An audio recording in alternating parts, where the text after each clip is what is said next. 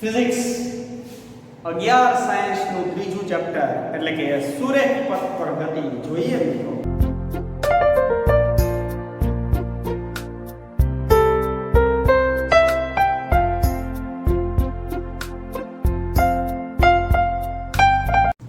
Hello friends, once again welcome. હું ચેતન ઉધાર from eagle study સેન્ટરમાંથી વાત કરીએ આજના ટોપિક રિલેટેડ. આગળના બે લેક્ચરની અંદર આપણે વિકલન સંકલન સમજાવેલું હતું. હવે આ વસ્તુનો ઉપયોગ છે મિત્રો આની અંદર થશે. ટોપિકનું નામ છે ઇન્સ્ટેન્ટેનિયસ વેલોસિટી, રાઈટ? આલેખની રીતે આવું મેં કંઈક દર્શાવેલું છે. જોઈએ આગળ શું છે. તમને બધાને ખબર છે સરેરાશ વેગ એટલે શું છે? તો કે ભાઈ સરેરાશ વેગ વસ્તુ શું છે? તો કે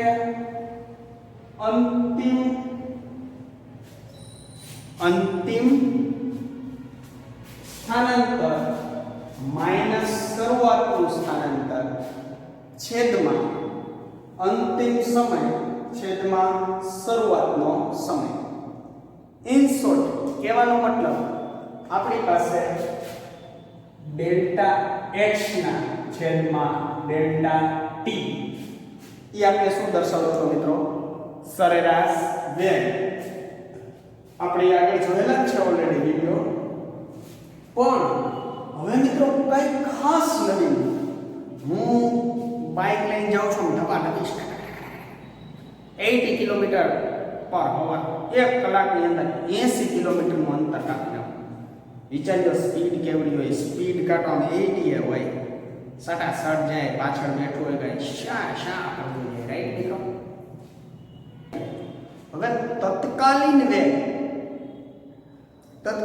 એટલે શું? તો કે ભાઈ મારે A થી B રસ્તા ઉપર જાવ તો મારે અહીંયા વેગ જાણવો હોય, અહીંયા વેગ જાણવો હોય, અહીંયા વેગ જાણવો હોય, અહીંયા વેગ જાણવો હોય. તો કે કોઈ પણ સમયે વેગ એટલે કે તત્કાલીન વેગ, કોઈ પણ ક્ષણે મારે મારો વેગ જાણવો હોય, હું બાઇક લઈને જતો હોય તો મારી ગાડીનો વેગ કેટલો છે કોઈ પણ ક્ષણે, તો ઈ કોઈ પણ ક્ષણે વેગ એટલે ને તત્કાલીન વેગ કહેવાય. એટલે જ એને ઇન્સ્ટન્ટેનિયસ એ જ ટાઈમે વેગ કેટલો છે એને શું કહેવાય મિત્રો? તત્કાલીન વેગ. આ તત્કાલીન વેગ મેળવવા માટેની મિત્રો મારી પાસે બે રીત છે. કઈ બે? તો કે ભાઈ પહેલી રીત છે તે આલેખની રીત, રાઈટ મિત્રો? અને બીજી રીત એટલે કઈ? તો કે ભાઈ સંખ્યાત્મક રીત, રાઈટ મિત્રો? તો હું રીત નંબર 2 નો આ વિડિયોની અંદર ઉલ્લેખ કરું છું. આલેખની રીત. આલેખની રીતની અંદર શું આવે જોઈએ, ચેક કરીએ. આ જે છે એ આપણી પાસે x મીટર સ્થાનાંતર વર્સિસ આપણી પાસે કેનો આલેખ થશે? સમય એટલે કે t નો આલેખ છે થશે. હવે મારી પાસે જે આલેખ છે એ મિત્રો કોન્સ્ટન્ટ અનિયમિત ગતિ માટે, રાઈટ? નિયમિત ગતિ હોય તો કોઈ ઉપાધિ જ નથી, બધી અનિયમિત માટે છે. તો મારે આ તત્ક્ષણિક વેગને વ્યાખ્યાયિત કરવો હોય તો સહારો તો સરેરાશ વેગનો જ લેવો પડે. કહેવાનો મતલબ બે બિંદુ લો, ફોર એક્ઝામ્પલ P અને Q. મારી પાસે ટોટલ સમય છે એ 0, અહીંયા 2, અહીંયા 4, અહીંયા સોરી 4 આવશે 6 નહીં બાય મિસ્ટેક 4, અહીંયા 5, આગળ ગમે તે બસ આ સમીકરણ છે.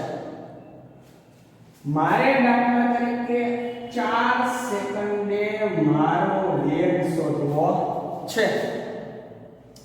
તો હું શું કરીશ કે ભાઈ 4 સેકન્ડની નજીકનો સમય કેટલો છે? હું અહીંયા 2 નો તફાવત લઈશ કાં તો 3 નો તફાવત લઈશ. 4 સેકન્ડની નજીકનો સમયગાળો મારી પાસે હજી અહીંયા 2 આવશે, અહીંયા મિત્રો શું આવશે 3 આવશે, રાઈટ? તો કે ભાઈ 4 સેકન્ડની નજીકનો સમયગાળો કયો? તો કે ભાઈ 3 અને 5 ઈ કોની વચ્ચે આવશે? તો કે 3 અને 5 ની વચ્ચે શું આવશે? 4. તો હું આ બે લાઈનને કનેક્ટ કરું તો મને એનાથી ઢાળ નહીં મળે. શું કામ નહીં મળે? તો કે આ ટેન્જેન્ટ છે એ તો બિંદુને શું કરે છે? છેદે છે. છેદવું જોઈએ નહીં. તો હું શું કરીશ મિત્રો? આ સમયગાળામાં વધારો કરીશ અને આ સમયગાળામાં ઘટાડો કરીશ. કહેવાનો મતલબ લિમિટ એપ્રોક્સિમેશન વેલ્યુ લઈશ. 3 માંથી સમયગાળો 3.5 કરીશ અને 5 માંથી સમયગાળો ઘટાડીશ એટલે 4.5 કરીશ. એટલે આ બિંદુ છે મિત્રો અહીંયા આવી જશે P અને આ બિંદુ છે ત્યાં આવી જશે Q. હજી હું આને ટેન્જેન્ટ દોરીશ તોય મને એનાથી છે મિત્રો ઢાળ મળશે નહીં. તો હજી હું શું કરીશ? તો હજી કંઈક સમથિંગ કરીશ. આ 3.5 એટલે 3.50, આ 4.50. તો આની જગ્યાએ હું 3.75 કરીશ. સેકન્ડમાં વધારો કરીશ. 50 માંથી 75 કરીશ. આ બાજુ ઘટાડો કરીશ કેમ કે આ બાજુ લઈ આવવાનું છે. તો આને 4.25 કરી દઈશ મિત્રો. તો આ બિંદુ છે એ સમથિંગ અહીંયા આવી જશે. આ P બિંદુની વાત કરું છું. આ જે છે એ અમારી પાસે શું આવી ગયું છે? 3.75. આ જે વસ્તુ છે એ શું આવી ગયું છે મિત્રો? તો કે મારી પાસે 4.25. તો હજી મને આની અંદર ટેન્જન્ટ લાઈન મળશે નહીં, રાઈટ મિત્રો? તો હું આને ઝૂમિંગ કરી દોરું તો આવી રીતે દોરી શકું છું. અહીંયા મારી પાસે જે 4 સેકન્ડ છે તે 4 સેકન્ડ મારા બિંદુ હજી અહીંયા પડેલા છે. હજી મને ટેન્જન્ટ મળતી નથી. તો હજી એકવાર શું કરીશ મિત્રો? સમયમાં ઘટાડો. આને સમથિંગ ક્યાં લઈ જઈશ?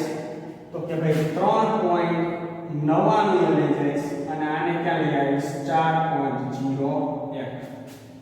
એટલે હું આલેખની અંદર દર્શાવવાની જગ્યા નથી તો આને ઝૂમિંગ કરી દઉં.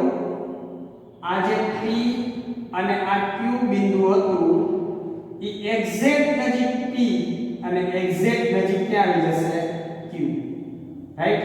તો તમે આનો ટેન્જેન્ટ દોરો તો જોઈ શકો છો હવે તમને ટેન્જેન્ટ મળી જશે.